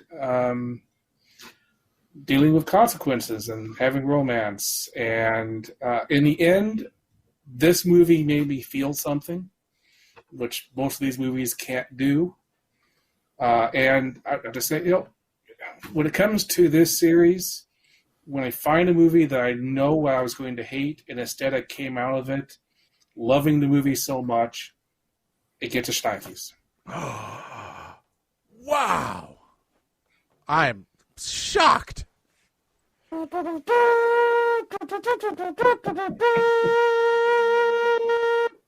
is such a hard rating to get from Colin. Wow. Okay, my turn. I'm befuddled, and it's not the 4 shots of booze. All right. So, yes, as Colin said, this is a who's who of actors where you go, I know them. All right. Missed opportunity for him to say inconceivable. I'm sorry. Missed opportunity. Should have happened. I don't care how, but it should have happened. This is a typical, almost coming-of-age vampire movie, which you wouldn't think there'd be a lot of them, but it turns out there are, and I like them all. So I was really worried I wasn't going to like this one, but I do because I like Alicia Silverstone, and a lot of the things she touches turn to gold. So I really like this movie. I liked her part in the movie better than anybody else's part in the movie. I'm just going to tell you right now. I thought she did really well with this. All right. I don't know where this lines up to in her acting roles, but I think she did well on here. So, a few things I took note of. Madam, you've insultingly confused us with the police. I am from Time Warner, and if you ever want to see Jon Stewart again, you'll open this door. Funny line. All right?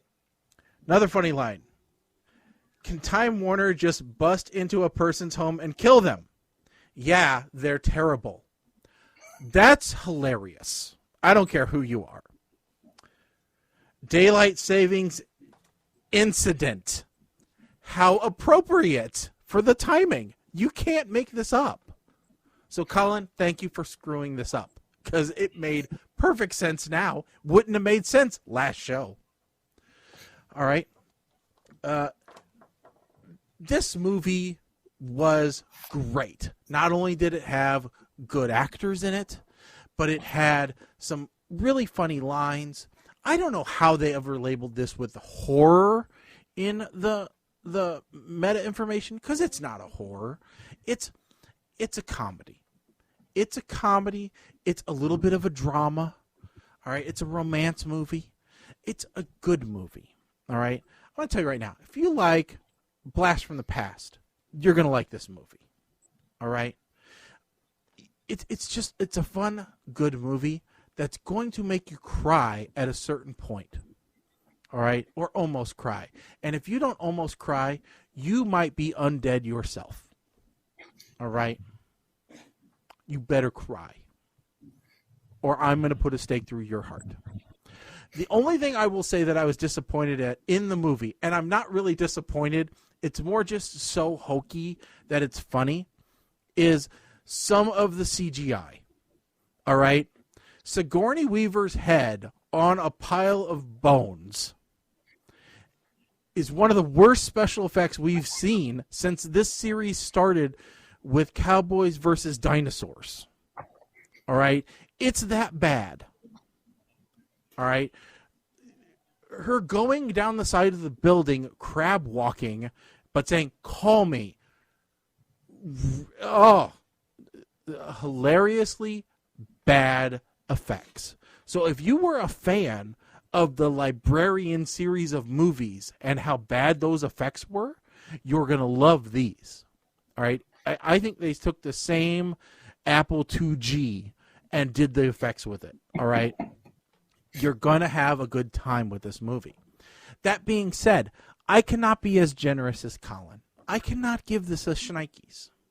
I can't do it because I love Alicia Silverstone in other movies better. All right? I'm not going to get over her in Blast from the Past. That's her best movie by far. I don't care. Her and Brendan Fraser should just make pretty babies. That's all I'm going to say. All right? But I am going to give this an S-eating grin, which is just below shnikes. So that's what I'm giving it. All right, Mike, you're up to ruin our day.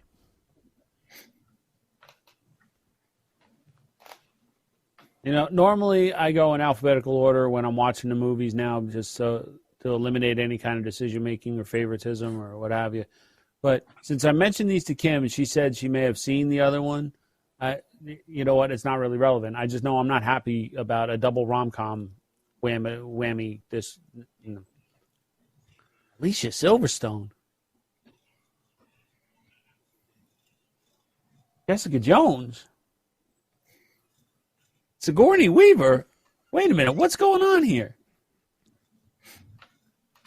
Okay, listen. She's making out with the guy in the tongue thing with Aram from the Blacklist. Creepy as hell. Malcolm McDowell. And one of the flunkies from Police Academy. Seriously, how many celebs are in it? Wallace Shawn? Richard Lewis? Kristen Johnson? Taylor Negron. What the?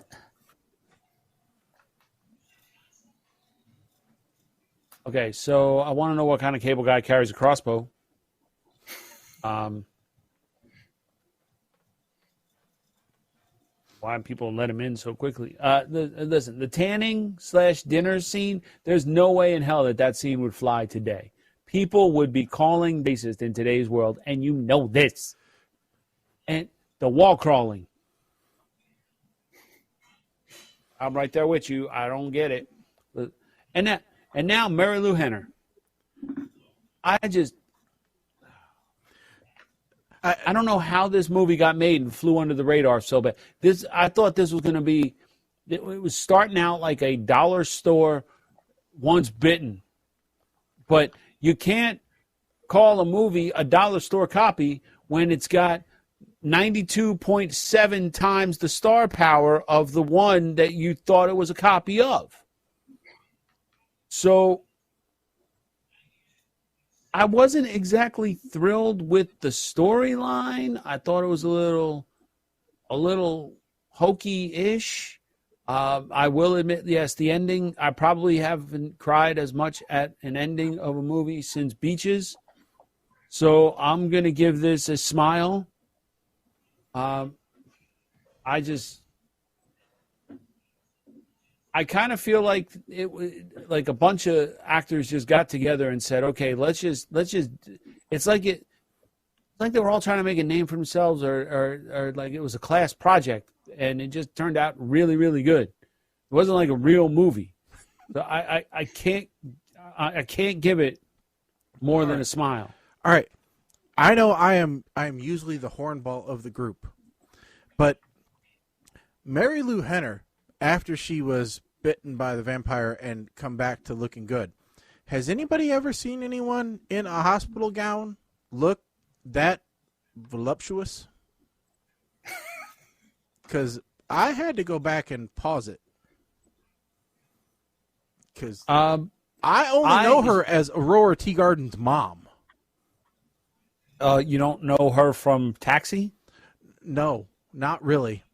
You don't know? Most recently, okay. I know her as Aurora Teagarden's mom because that is on Lifetime. Okay, well, she was also in an episode of 2.5 Men. She hooked up with Ashton Kutcher. Yeah, I didn't watch that show.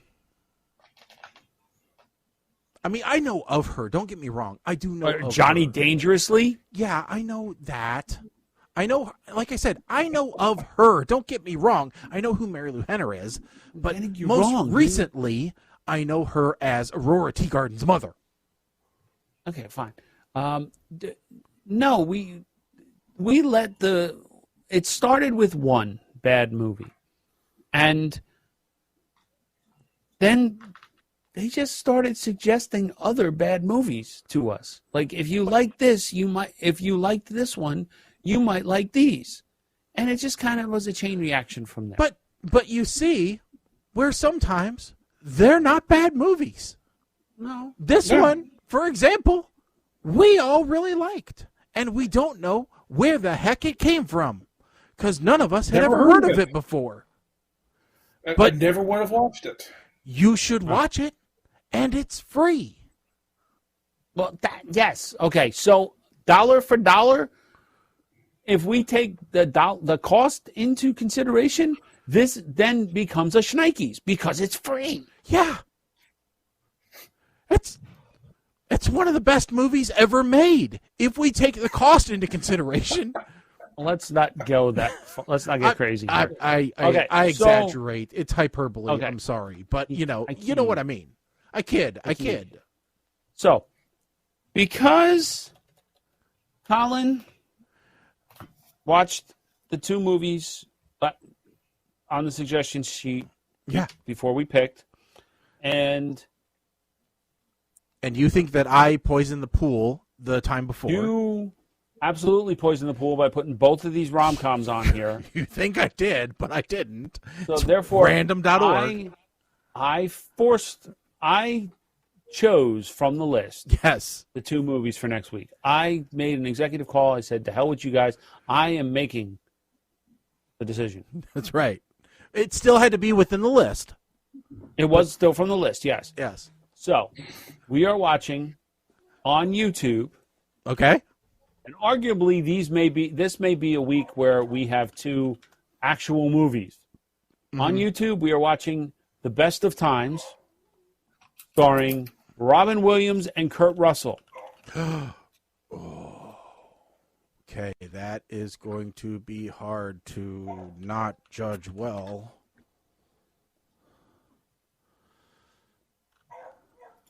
And on Netflix, let's hope it's still there. Okay, that is a best of time married banker Jack Dundee, played by Robin Williams, has lived his life regretting a botched play he made in a high school football game.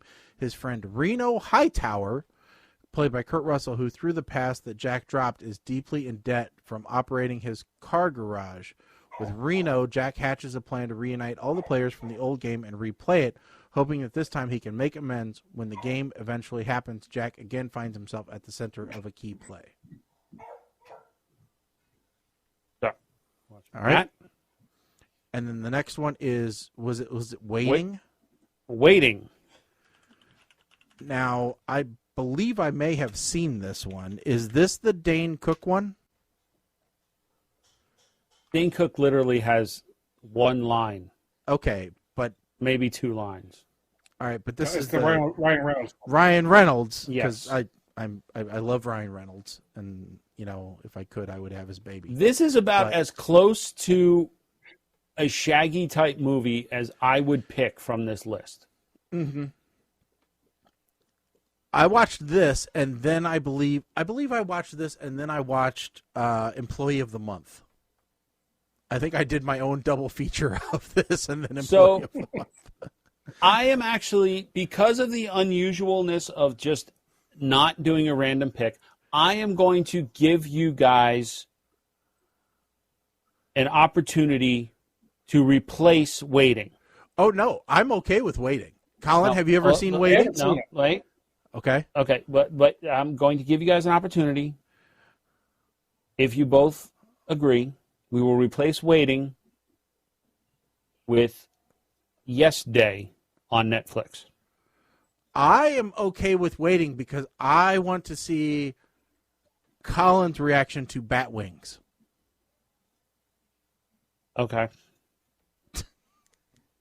And Mike, I believe you and I know what that means. Yes. So. Or the goat. Yes. Yes. So yes, I'm okay with Waiting because it has been forever since I saw that movie, and so I would be definitely up for rewatching it. Okay. Because this I'm up for it. This was early into Ryan Reynolds' career. Very early, and before Justin Long became a sellout. Yes. So yeah, no, I'm good with it. So nope, I'm good with both of those. That'll be fun. Okay. Awesome. So that is going to be our next show, which, according to the calendar, will be on the 29th. So everybody make sure that you tune in again on the 29th. Hopefully you have worn off the hangover from St. Patrick's Day. Let's just say, as preparation here, because I do believe, Colin, you are getting second dose that day, correct?